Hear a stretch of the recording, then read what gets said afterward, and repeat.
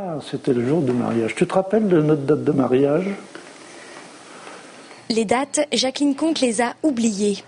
Petit à petit, la maladie d'Alzheimer a emporté ses souvenirs, son sens de l'orientation et sa notion du temps. Ces bouleversements, son mari, très présent, les suit au quotidien depuis plus de 6 ans. Elle a été diagnostiquée en 2003.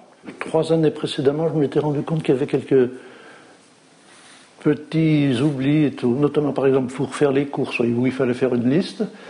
Et supprimer la liste, c'était pas pratique. La maladie d'Alzheimer isole et c'est l'entourage qui l'a subi de plein fouet pendant que le malade, lui, se déconnecte peu à peu de la réalité. Et ce sont des gestes doux qu'il faut. La parole aussi, et puis ne pas les contrarier.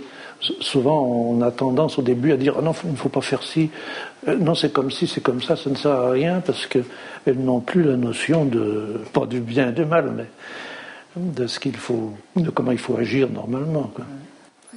Ah non, on ne va pas aller se coucher maintenant, hein, il est quand même 9h25, tu vois.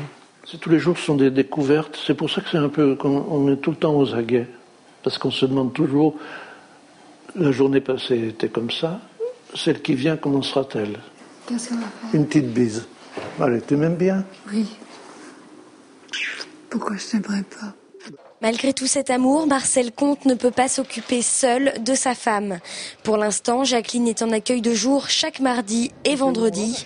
Mais s'il ne veut pas y laisser sa santé, Marcel devra, à moyen terme, faire appel à une structure médicalisée.